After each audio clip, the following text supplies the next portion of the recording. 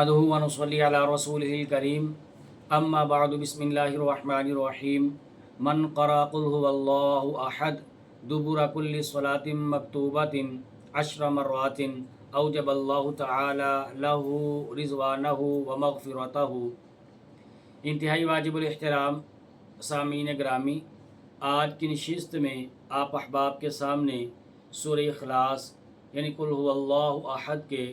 चंद एक फ़ज़ाइल का तज़किरा करना मकसूद है। परवरदिगार आलमीन से दुआ है कि मेरी ज़ुबान पे कलीमा हक़ जारी फ़रमाए।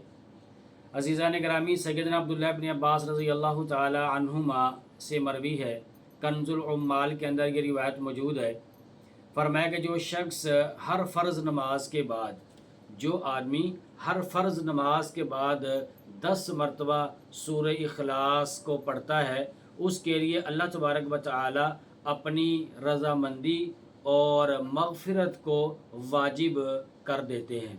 तो देखिए कितनी बड़ी बात है। बज़ाहिर ये अमल इतना छोटा में मालूम होता है, लेकिन अगर इसका मर्तबा देखें, इसका मकाम देखें और इसकी तरफ से मिलने वाला जो इनाम है वो देखा जाए तो कितनी अल्लाह पाक की करम नवाजी है कि जो बंदा फ़र्ज़ नमाज के बाद 10 मरतबा सूरह इखलास की तिलावत कर लेता है, अल्लाह तबारक व तआला की तरफ से उस आदमी को मग़फ़िरत उसके लिए वाजिब हो जाती है और अल्लाह पाक की रज़ामंदी उस आदमी के लिए वाजिब हो जाती है।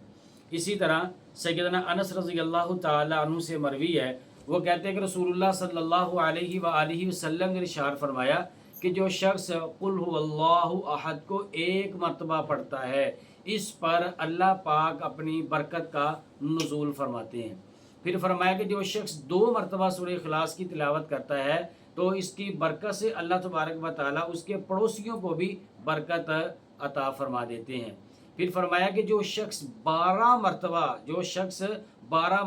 इसको तिलावत करता है तो अल्लाह तबारक व तआला जन्नत में उस शख्स के लिए 12 महल्लात को तामीर फरमा देते हैं।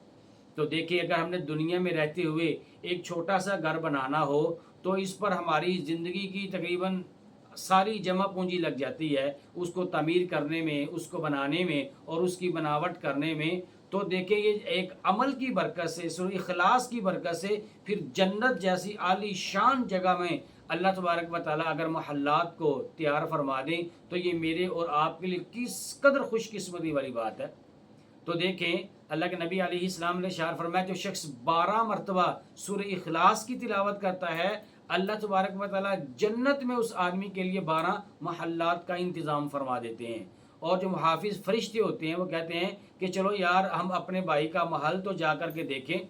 और फिर अगर यही आदमी 100 मरतबा पढ़ता है तो 100 मरतबा पढ़ने की बरकत से अल्लाह तबारक व तआला इस आदमी के 50 साल के गुनाहों को मुआफ़ फरमा देते हैं। कितनी अल्लाह तबारक व तआला की करम नवाजी है। फिर आगे फरमाया कि लेकिन जिस आदमी ने कत्ल ना हक किया हो या दूसरों के हुकूक उस आदमी के ऊपर लागू हुए होंगे तो फिर उस आदमी की अल्लाह तबारक व तआला बख्शिश और मग़फ़िरत नहीं फरमाएंगे। फिर फरमाया कि अगर 400 मरतबा सूरह इखलास को पढ़ लेता है, जो आदमी 400 मरतबा सूरह इखलास की तिलावत कर लेता है तो अल्लाह तबारक व तआला उस आदमी के 100 साल के गुनाहों को मुआफ़ फरमा देते हैं। और भी फरमाया कि अगर कोई शख्स इसको सूरह इखलास को 1000 मरतबा पढ़ लेगा तो वो आदमी को उस वक़्त तक मौत नहीं आ सकती जब तक वो आदमी जन्नत के अंदर अपना ठिकाना खुद ना देख लेगा, या जन्नत के अंदर अपना ठिकाना खुद ना देख ले, या किसी और को जन्नत के अंदर इस आदमी का ठिकाना ना दिखा दिया जाएगा, तब तक इस आदमी को मौत नहीं आ सकती। तो देखें अज़ीज़ान ग्रामी, कुरान करीम की एक सूरत है, तो इस सूरत के कितने अल्लाह रब्बुल इज़्ज़त ने इसकी बरकतें और इसके अंदर फ़वाइद रखे हैं। अगर हम इसको अपनी अमली ज़िंदगी के अंदर ले आएंगे, अगर हम इसकी तिलावत करेंगे कसरत से, एक तो फ़ायदा इसका ये होगा कि हर हरफ के ऊपर अल्लाह तबारक व तआला 10-10 नेकियां अता फरमाते हैं। और जो भी कसरत मैंने आप अहबाब के सामने अर्ज़ की है कि अगर कोई शख्स इसको 100 मरतबा पढ़ता है तो उसके 50 साल के गुनाह को मुआफ़ फरमा दिया जाता है। और फिर अगर इसको 1000 मरतबा पढ़ता है तो जन्नत में उस आदमी का मौत से पहले पहले उसको जन्नत में उसका ठिकाना दिखा दिया जाता है, या किसी और को इस आदमी का ठिकाना दिखा दिया जाएगा। اور پھر اسی طرح سیدنا انس رضی اللہ تعالیٰ عنہ سے روایت ہے، نبی پاک صلی اللہ علیہ وآلہ وسلم نے ارشاد فرمایا کہ من قرأ کل یوم 200 مرۃ قل هو اللہ احد محى اللہ عنہ ذنوب 50 سنۃ الا ان یکون علیہ دین او کما قال علیہ الصلوۃ والسلام۔ جامع ترمذی کے اندر روایت موجود ہے، حضرت انس رضی اللہ تعالیٰ عنہ سے مروی ہے کہ آپ علیہ الصلوۃ والسلام نے ارشاد فرمایا کہ جو شخص روزانہ ڈیلی 200 مرتبہ سورہ اخلاص کی تلاوت کرتا ہے، قل هو اللہ احد، اس کی تلاوت کرتا ہے، اللہ تبارک و تعالیٰ اس آدمی کے 50 سال کے گناہوں کو مٹا دیتے ہیں۔ الا یہ کہ اگر اس آدمی کے اوپر قرضہ ہو تو اس آدمی کا قرضہ جو ہے وہ بغیر اس کی ادائیگی کے ہرگز معاف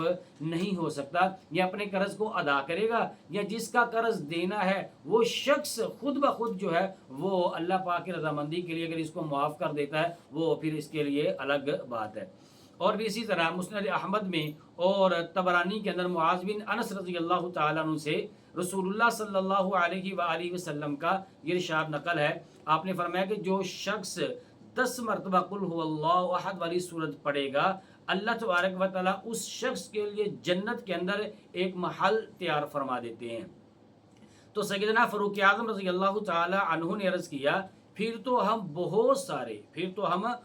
سارے محلات تیار کرا لیں گے۔ تو جواباً نبی پاک صلی اللہ تعالی علیہ وآلہ وسلم نے یہ بات ارشاد